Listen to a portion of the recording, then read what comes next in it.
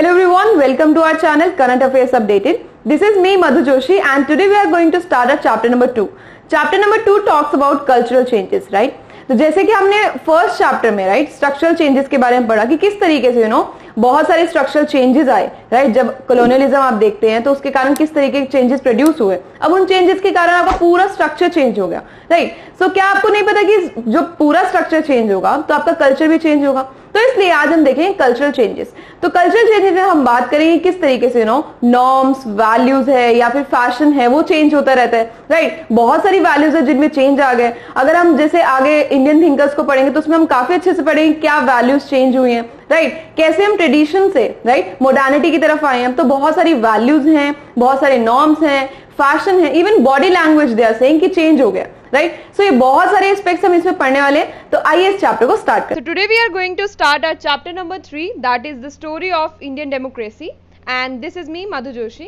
तो जैसे कि हमने लास्ट 2 चैप्टर्स में कंप्लीट किया कि किस तरीके से कॉलोनियल पावर्स की वजह से हमारे यहाँ पर बहुत ज़्यादा स्ट्रक्चरल चेंजेस हुए। स्ट्रक्चरल चेंजेस के साथ साथ जो सोशियोलॉजी में इंपॉर्टेंट है दैट इज कल्चरल चेंजेस, कि किस तरीके से आपके वैल्यूज़ में, आपके आइडियाज़ में, आपके बिलीफ सिस्टम में बहुत अलग तरीके से डिफरेंट पैटर्न आया, ठीक है, और आपने बिल्कुल अलग तरीके से चीज़ों को देखा right.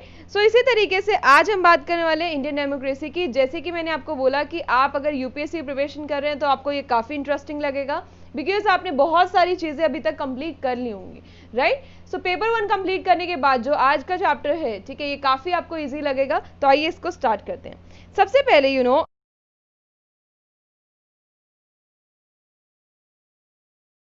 the story of Indian democracy. In this chapter they are talking about what is democracy. Democracy क्या होता है? Democracy is the government of the people, by the people and for the people. ये आपने definition शायद class 7 से start कर दी होगी read करना राइट। सो आप जब ये definition पढ़ते हैं तो आपको समझ में आता है कि आप क्या बात कर रहे हैं कि लोगों के लिए स्पेशली, ठीक है। तो it is for the citizens right. So democracy में अगर हम बात करें तो 2 टाइप की डेमोक्रेसी इन्होंने थोड़ा सा उस पर एक्सप्लेन किया है, डायरेक्ट एंड रिप्रेजेंटेटिव डेमोक्रेसी। और डायरेक्ट डेमोक्रेसी में ये होता है कि directly people participate in making decisions, but अगर आपकी इतनी ज़्यादा पॉपुलेशन है तो हर कोई डिसीजंस में पार्टिसिपेट नहीं कर सकता राइट। सो इसीलिए हमारी जो डेमोक्रेसी है वो क्या है? Representative democracy. Because of the larger population we have to choose our representatives who will control and who will try to resolve all the problems and all the issues which we are facing right. So representative democracy में आप अपना representative choose करते हैं, ठीक है। अब every citizen has the right to vote his और हर रिप्रेजेंटेटिव, ठीक है। अब आपके ऊपर डिपेंड करते हैं ये चीज़ कि आप किसको चूज करने वाले हैं राइट। सो ये सब चीज़ें आपने पहले भी पढ़ी होंगी, बहुत बेसिक है। पार्टिसिपेटरी डेमोक्रेसी की बात भी उन्होंने की है जहाँ पर यू ऑल आर पार्टिसिपेटिंग या एंड इन्होंने बात की है पार्टिसिपेटिंग डेमोक्रेसी की कलेक्टिविटी में, ठीक है। तो हमारे लिए जो इंपॉर्टेंट फैक्टर है वो यहाँ पर क्या है? कलेक्टिविटी, कि किस तरीके से लोग इकट्ठे होकर, ठीक है, उनका कॉमन इंटरेस्ट होता है तो वो कॉमन रिप्रेजेंटेटिव चूज करते हैं right.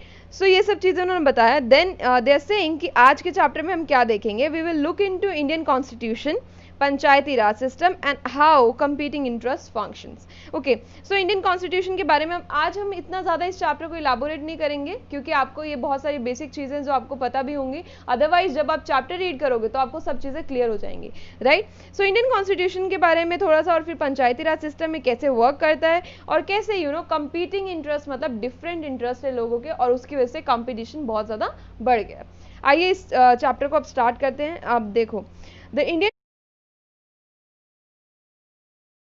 Constitution, British provided with some unintended consequences. Obviously, बहुत सारी ऐसी चीज़ें थी जो ब्रिटिशर्स नहीं चाहते थे कि हो, लेकिन वो consequences बनकर हमारे सामने आए जिनको हम बोलते हैं unintended consequences। हमने लास्ट 2 चैप्टर्स में भी इनकी बात की है। जैसे इनकी वेस्टर्न एजुकेशन जैसे ही आया राइट, अगर ब्रिटिशर्स वेस्टर्न एजुकेशन लेकर आए तो क्यों लेकर आए? Because they wanted you people to serve them right, क्योंकि वो चाहते थे कि आप लोग वेस्टर्न एजुकेशन गेन करने के बाद उनको सर्व करो। लेकिन हुआ क्या कि जब जैसे ही आपने वेस्टर्न एजुकेशन लेना स्टार्ट किया तो आपके पास बहुत सारे आइडियाज, वैल्यूज हैं, ठीक है, जो वेस्ट से इन्फ्लुएंस होकर आए। आपको पता चला कि वेस्ट में क्या चल रहा है और कैसे ये लोग रूल कर रहे हैं, कैसे कंट्रोल कर रहे हैं। And then you try to challenge the colonial rule right. फिर आपने क्या किया? इस कॉलोनियल रूल को ही चैलेंज किया। तो that's how they are saying that Britishers have been provided with some unintended consequences. Now they're saying that both modern ideas of equality and traditional ideas of justice are important. ठीक है, दोनों के दोनों हम साथ में लेकर चल रहे हैं, दोनों ही important है, right? Okay, then they are talking about equality. अब देखो सोशियोलॉजी में आपके पास जो इंपॉर्टेंट रहता है, राइट, अगर आप कॉन्स्टिट्यूशन को देख रहे हैं, आप आप गवर्नमेंट को देख रहे हैं, तो आपके लिए ज़रूरी क्या है कि जो सोशल इनइक्वालिटीज़ हैं या सोशल एक्सक्लूजन है, ये कैसे वर्क कर रहा है ऐसी सोसाइटी में जहाँ पर डेमोक्रेसी भी है, राइट. सो ये सब फैक्टर्स आपके लिए इंपॉर्टेंट है. तो you need to look at the factors which are associating you with this society, right. तो आप उसमें देखोगे social inequality, social exclusion, how people are separated by the issue of poverty और एवरीथिंग, राइट. वो सब चीज़ें करनी होंगी. सो इक्वालिटी में दे आर टॉकिंग अबाउट कि आपको सिर्फ पॉलिटिकल राइट्स की बात नहीं करनी है, actually you are talking about status and opportunity too, right. Political rights तो बाद में मिलते हैं, लेकिन स्टेटस, अपॉर्चुनिटी, ये सब बहुत अर्ली स्टार्ट हो जाता है, राइट. तो वही सब चीज़ों की वो बात कर रहे हैं. Then they are talking about Karachi Congress, या इसमें ये बात करें रेजोल्यूशन की, ठीक है. और उन्होंने प्रियम्बल पर भी कुछ दिया है, आपकी बुक में आप देखेंगे तो आपको अलग से इस पे एक बॉक्स गिवन है, ठीक है. तो आपको ये करना है और इसको रीड कीजिए, आपको थोड़ा सा इसके बारे में अच्छे से समझ में आएगा. Okay, then they are talking about constituent assembly debates. बहुत सारा डिबेट्स हुआ, राइट. पहले तो यही समझ में नहीं आ रहा था कि कॉन्स्टिट्यूएंट असेंबली बनाना चाहिए या नहीं बनाना चाहिए, राइट. किस तरीके से बहुत सारे फैक्टर्स थे जो लाइक वो लोग उस टाइम पर डील नहीं हो पा रहे थे, राइट, कि किस तरीके से हम कॉन्स्टिट्यूएंट असेंबली बनाएंगे और वो सब होगा. देन उन्होंने बनाया, उस पर क्या डिबेट हुआ कि बहुत सारी डिबेट्स हुई कि कैसे आप एक इतनी डाइवर्सिटी जहाँ पर है, ठीक है, ऐसी कंट्री में कैसे आप social, economic and political justice लेकर आओगे. और आपके सामने बहुत सारे फिर इश्यूज आने लगे, बहुत सारी अलग अलग चीज़ें आने लगी, जैसे रूरल और अर्बन एरियाज में क्या क्या चीज़ें अलग अलग हैं, ठीक है, किस तरीके से rich and poor are divided, these strata were coming into like observation. So उस टाइम पर जब ये ऑब्जर्व कर रहे थे हम, तो बहुत सारी डिबेट्स हुई कि किस तरीके से हमें इस पर वर्क करना चाहिए. सो वही सब चीज़ें आपके एक बॉक्स में गिवन है, आप उसको पढ़ सकते हैं. Then saying competing interests, the constitution and social change. Now अब कंपीटिंग इंटरेस्ट तो होंगे क्योंकि आपके पास एक तो डाइवर्सिटी. अब उस डाइवर्सिटी में ये भी देखो कि स्टेटस अलग अलग है, अपॉर्चुनिटी अलग अलग है. जब स्टेटस अपॉर्चुनिटी आपके पास अलग अलग है तो ऑब्वियसली वहाँ पर कहीं ना कहीं अर्बन रूरल डिवाइड भी होगा, देन रिच पुअर डिवाइड भी होगा, लिटरेट इलिटरेट डिवाइड भी होगा. और ये डिवाइड किस बेसिस पर ये स्टेटस में हम डिवाइड कर रहे हैं? ऑन द बेसिस ऑफ कहीं पर रिलीजन भी हो सकता है, कास्ट भी हो सकता है, पॉवर्टी हो सकता है, कल्चर हो सकता है, राइट. सो बहुत सारी चीज़ें जिसकी वजह से you are dividing the people into different groups, and because of the division, people have some certain kind of different interests, right. आपके पास एक पर्टिकुलर इंटरेस्ट रहता है अपनी एक कम्युनिटी के लिए और उसी से कंपीटिंग इंटरेस्ट बन जाते हैं, राइट. सो ये सब चीज़ों की बात की गई है. The Constituent Assembly was fully aware of this complexity and plurality. Obviously, Constituent Assembly ने इसको ignore नहीं किया. They were aware of these all things, and actually they were working on these things, how to control and how to remove these kind of things which are present in our society.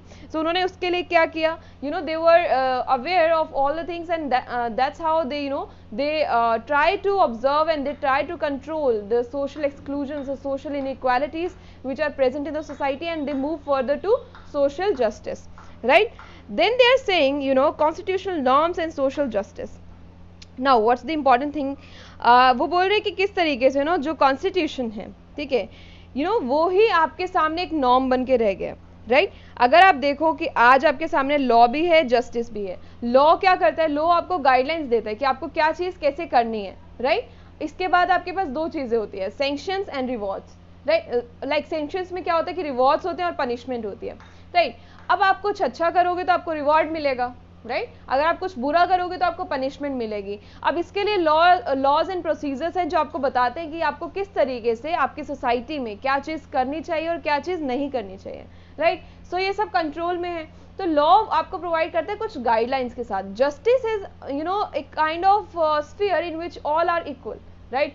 जब कोई inequality नहीं है, कोई exclusion नहीं हो रहा है, और जिसको बोलते हैं कि आप न्याय कर रहे हो लोगों के साथ, राइट. तो justice, they are talking about justice. So they are saying that there is a difference between law and justice, obviously. Then they are saying that constitution is a norm. Constitution आपका क्या है? एक norm है, ठीक है. अब जब आप कॉन्स्टिट्यूशन एक नॉर्म की तरह पढ़ रहे हैं तो उसका मतलब क्या है कि नॉर्म क्या होता है? जो आपके बिहेवियर को रेगुलेट करता है, राइट. एक एक्सपेक्टेड बिहेवियर होता है कि आपको कैसे बिहेव करना है सोसाइटी में, तो कॉन्स्टिट्यूशन आपको वो प्रोवाइड करता है, राइट, वो उन्होंने बात की है। Then norms of social justice, obviously constitution tells you about the norms of social justice कि कैसे एक सोसाइटी जहाँ पर इतना ज़्यादा इनइक्वालिटी है या फिर लोगों को आप एक्सक्लूड कर रहे हो, ये जो स्ट्रेटास में डिवाइड कर रहे हो, इसको कैसे आप रिमूव कर सकते हो और कैसे आप एक पाथ फॉलो कर सकते हो सोशल जस्टिस का, राइट। सो ये सब चीज़ें आपको कॉन्स्टिट्यूशन बताती है। This is what they are talking about. Now panchayati raj and the challenges of rural social transformation. अब पंचायती राज में क्या हुआ, देखो पंचायती राज आपके सामने कब आया, जब 73rd कॉन्स्टिट्यूशनल अमेंडमेंट हुआ, राइट। पंचायती राज को हम बोलते हैं गवर्नमेंट ऑफ 5 इंडिविजुअल्स, पंच जिसको बोलते हैं, राइट, पंच मतलब 5, राइट। सो उसमें ये कह रहे हैं कि आपके सामने एक लोकल सेल्फ गवर्नमेंट आया, ठीक है, और ऑब्वियसली जो कंट्रोल ऑफ रिसोर्सेज रहेगा वो किसके हाथ में रहेगा, लोकल सेल्फ बॉडीज के बीच में। सो इसमें उन्होंने बताया कि किस तरीके से पहले डिबेट चलता रहा कि अगर हम ऐसा कुछ बनाते हैं, राइट, अगर पंचायत बनता है तो उसमें क्या होगा कि उसमें अलग अलग तरीके के लोग आएंगे, ठीक है, फिर वो फिर से डोमिनेंट ग्रुप बन जाएगा और फिर वो अपना रूल चलाएंगे, राइट। तो बेसिकली कहीं ना कहीं आगे जाकर भी क्या होगा, सोशल इनइक्वालिटीज प्रोड्यूस होंगी। सो इस पर डिबेट चलता रहा, लेकिन फिर एक कंक्लूजन आया कि नहीं, ऐसा नहीं होना चाहिए। आपको महात्मा गांधी का भी इसमें गिवन है, अंबेडकर का भी गिवन है, आप उसको पढ़िएगा। तो इसमें बताया गया कि किस तरीके से फिर ये सोचा गया कि नहीं, अगर विलेज लेवल पर अलग अलग बॉडीज हो हमारे पास वर्क करने के लिए, तो वर्क काफ़ी ईजी हो जाएगा, राइट। और इसी तरीके से उन्होंने ये सब चीज़ें एस्टैब्लिश की। सो 73rd अमेंडमेंट के साथ ये सब आपके सामने आया। देन 74th अमेंडमेंट के बारे में बात की, जिसके अंदर रिजर्वेशन ऑफ वुमेन की बात की है। Okay, now they are talking about how seats were reserved for women, and these are very important aspects because आपको पता होना चाहिए कि सोशियोलॉजी में जब आप किस चीज़ से डील करते हैं तो जेंडर सबसे पहले आता है, राइट। जेंडर के बारे में पढ़ते हैं आप, किस तरीके से इतनी ज़्यादा इनइक्वालिटीज़ प्रोड्यूस की जा रही हैं, ये सोशल स्ट्रैटिफिकेशन जो है, ये सब इंपॉर्टेंट एस्पेक्ट्स हैं। तो इसमें obviously reservation of women is very important. So 74th amendment भी काफ़ी इंपॉर्टेंट है। Then power and responsibilities are given, कुछ ऑब्वियसली अगर आप देख रहे हो कि आप पंचायती राज का हिस्सा बन गए हो तो आपके पास कुछ पावर एंड रिस्पॉन्सिबिलिटीज मिलती हैं आपको। अब वो पावर एंड रिस्पॉन्सिबिलिटीज क्या है वो आपके बुक में ऑलरेडी गिवन है कि आपको किस तरीके से पॉलिसीज बनानी होंगी, किस तरीके से वर्क करना होगा, सोशल इकोनॉमिक पॉलिटिकल जस्टिस लेकर आना होगा, ये सब चीज़ें आपके बुक में गिवन है। इसको रीड करें, ये बिल्कुल बेसिक है, ठीक है, इसमें कुछ ऐसा नहीं कि हमें समझाना पड़े। So you can read that.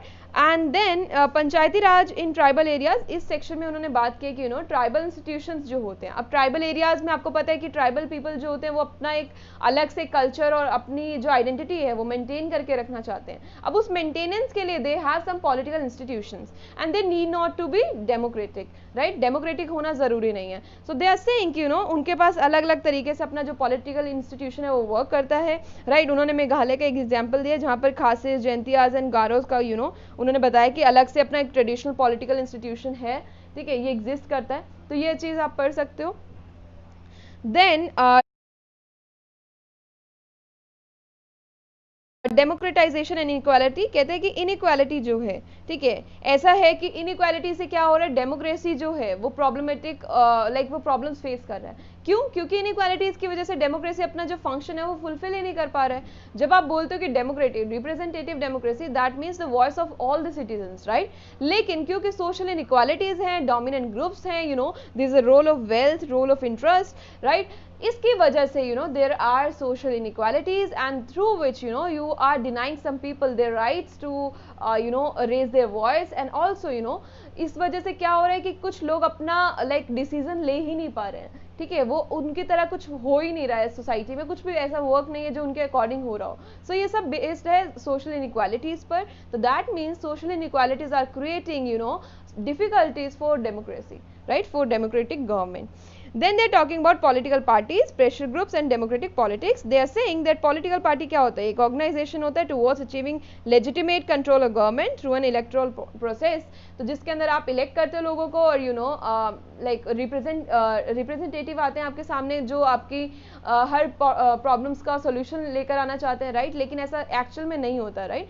वो लेजिटिमेट गवर्नमेंट बन जाता है जो कंट्रोल करता है, ठीक है। अब उसके कंट्रोल के अगेंस्ट भी आप नहीं जा सकते हो, राइट। उसके बाद अगर कुछ ऐसा हो रहा है जो मतलब सही नहीं है, राइट, और अगर आप देखो तो कुछ ऐसे डोमिनेंट ग्रुप्स होते हैं जो प्रेशर ग्रुप्स बन जाते हैं, जो अपना वॉइस लेकर आते हैं कि नहीं हमें ये चाहिए, राइट, हमें पर्टिकुलर एस्पेक्ट जो है, हमें पर्टिकुलर चीज जो है वो चाहिए, तो वो प्रेशर ग्रुप्स है जो प्रेशर डाल सकते हैं गवर्नमेंट पर एक्चुअली कि आप ये चीज करो, and they are who like they are dominant social groups जो आपकी सोसाइटी में एग्जिस्ट करते हैं।